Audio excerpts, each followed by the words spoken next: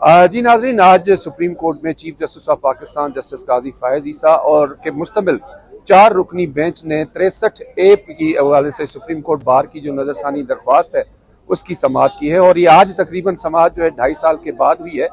और आज की समाअत में जो आथर जज थे इस केस के जस्टिस मुनीब अख्तर, उन्होंने आज एक खत भेजा है रजिस्ट्रार के जरिए चीफ जस्टिस ऑफ पाकिस्तान को। वो आज की समाअत में वो पेश नहीं हो सकते, बल्कि शामिल नहीं हो सकते।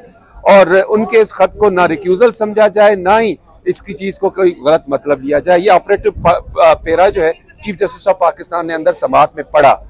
इस हवाले से मेरे साथ मौजूद है सेनेटर अली जफर, सीनियर कानूनदान है, और वो सुप्रीम कोर्ट के कोर्ट रूम नंबर 1 के अंदर मौजूद जो सारी चीजों को समझते भी हैं, आज से नहीं बहुत पुराना।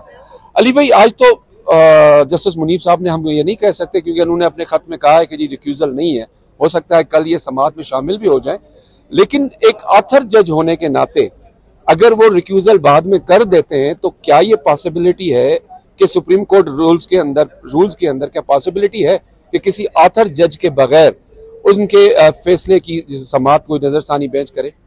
ये जो सुप्रीम कोर्ट के रूल्स हैं वो इस चीज़ को नहीं केटर करते, यानी वो सोचते भी नहीं सुप्रीम कोर्ट रूल्स के किसी ऑथर जज के बगैर रिव्यू हो सकता है। सुप्रीम कोर्ट रूल्स बल्कि ये कहते हैं कि अगर ऑथर जज रिटायर हो जाए या खुदा नखास्ता उनकी वफात हो जाए और इस वजह से वो बेंच में नहीं बैठ सकते, तो फिर तो आप समाअत हो सकती है रिव्यू की दूसरे जजेस के सामने। लेकिन अगर ऑथर जज हैं मौजूद सुप्रीम कोर्ट में तो फिर किसी सूरत में उनके बगैर रिव्यू नहीं, उसमें समाअत नहीं हो सकती। अब ये एक पोजीशन ऐसी आ गई है जहां, और ये रूल्स में कहीं उसका जिक्र नहीं, क्योंकि रूल्स उसका सोच नहीं सकते, ना कोई ऐसा कानून है कि अगर ऑथर जज किसी कानूनी वजह से कहें कि मैं इस बेंच में नहीं बैठ सकता तो क्या फिर वो बेंच उसके ऑथर के बगैर चल सकता है कि नहीं। ये चूंकि रूल्स साइलेंट हैं तो इसका सिर्फ एक ही हल है कि पूरा फुल कोर्ट बैठे और इस साइलेंट जो जहाँ बिल्कुल रूल्स कोई बात नहीं कर रहे उसके बारे में फैसला करे और कोई कहे कि इस सिचुएशन में क्या होना चाहिए। अली भाई, दूसरी चीज ये पूछूंगा कि अब चीफ जस्टिस ऑफ पाकिस्तान ने कहा है कि अगर जस्टिस मुनीब साहब नहीं भी बैठते तो नया बेंच तश्कील देकर कल इसकी समाअत हर सूरत में शुरू कर देंगे। पहले ही आप एतराज कर चुके हैं, जो जजेस कमेटी है उसके में पहले ही 3 जजेस पूरे नहीं है। उसके बावजूद भी इस केस को सुनने का क्या मकसद है, जबकि आप अपना प्रोसेस जो है SOP पूरा नहीं कर पा रहे, कमेटी में जजेस मुकम्मल नहीं है, तो उसके बावजूद भी आकर इस तरह से बैठ के समाअत करेंगे, तो ये कुछ आपकी बात समझ में आ रही है? नहीं, देखें, सुप्रीम कोर्ट भी कानून के ताबे है।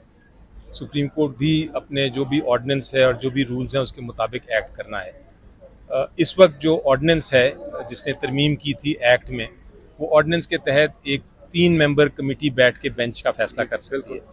वो 3 मेंबर अगर बिठाते हैं आज और उसमें जस्टिस मंसूरी साहब आ जाते हैं और नया बेंच बन जाता है तो वो एक लीगल इशू जो है, ये कानूनी जो मसला है वो सॉल्व हो जाता है। लेकिन उसके बगैर चीफ जस्टिस साहब बेंच नहीं बना सकते। वो ये नहीं कह सकते कि हम 2 बैठेंगे। इसका मतलब कल भी अगर ये समाअत होती है तो आपकी तरफ से एतराज जरूर आएगा अगर मंसूरी शाह साहब कमेटी में नहीं बैठते फैसला करने के लिए, नंबर 1। नंबर 2, अगर मुनीब अख्तर साहब नहीं बैठते फिर क्या होगा। सपोजिंग कमेटी 3 मेंबर की बैठ के फैसला करती है और बेंच बनाती है और उस बेंच में मुनीब अख्तर साहब नहीं शामिल होते, तो फिर दोबारा से वही इशू होगा कि उस बेंच के सामने भी बहस नहीं हो सकेगी, क्योंकि ऑथर जज जो सुप्रीम कोर्ट में मौजूद हैं वो उस बेंच का हिस्सा नहीं है। सही। उसके लिए भी ये दोनों मामला जो हैं उसका फैसला एक फुल कोर्ट ही कर सकता है। थैंक यू सर अली भाई, थैंक यू वेरी मच। नाज़रीन, सेनेटर अली जफर साहब को आपने सुना कि चूंकि सुप्रीम कोर्ट के रूल्स जो हैं इस मामले पर मुकम्मल तौर पर साइलेंट हैं कि अगर ऑथर जज जो है वो बेंच के अंदर शामिल नहीं होता तो फिर दूसरा बेंच जो है उनके लिखे हुए जो है फैसले को और किस तरह से सुन सकता है। लेकिन इस पर बात के बाद में मेरे साथ मौजूद है हमारे रिपोर्टर है एहसन वाहिद, बहुत एनर्जेटिक रिपोर्टर है हमारे हम न्यूज के। इनसे मैं बात करता हूँ, ये कमरा अदालत में मौजूद थे, इनसे देखते हैं कि वहाँ जो कमरा अदालत में 4-5 कुर्सियां लगी, उसकी जगह 4 जजेस आए, तो किस तरह से अमले ने ये सारी चीजें बताई और उसके ऊपर इनकी जो है हम बात इनसे करते हैं कि एहसन, आज होना तो 5 रुकनी बेंच ने था, अचानक से 4 रुकनी बेंच आया, तो क्या सूरत हाल थी कमरा अदालत के अंदर और चीफ जस्टिस साहब ने कौन सा पार्ट जो है जस्टिस मुनीब अख्तर के खत का पढ़ के सुनाया और ये भी कहा कि ये खत जो है वो SOPs के मुताबिक रिकॉर्ड का हिस्सा नहीं बनेगा? बिल्कुल, आज जो है केस की समाअत 11:30 बजे होनी थी, 11:30 पे होनी थी, लेकिन ताखीर का शिकार थी और इंतजार हो रहा था कि कब बेंच आएगा। 5 रुकनी बेंच जिसमें justice Munib Akhtar, justice Jamal Mandokhail, justice Aminuddin और साथ जस्टिस मजहर आलम मियां खेल जो हैं वो आएंगे, लेकिन 25 मिनट ताखीर का शिकार हुई। फिर 11:55 पे जो है वो बेंच आया, कमरा अदालत के दरवाजे खुले, 5 कुर्सियां लगी हुई थी, 4 जजेस इंटर हुए और जस्टिस मुनीब अख्तर नहीं आए, उनकी कुर्सी जो है वो खाली थी। और फिर बैठते ही जस्टिस काजी फायज ईसा ने जो है वो शुरू कर दिया। उन्होंने कहा जी हमें एक खत मिला है और वो खत है जस्टिस मुनीब अख्तर का और वो रजिस्ट्रार को दिया गया है और हमें चंद लम्हे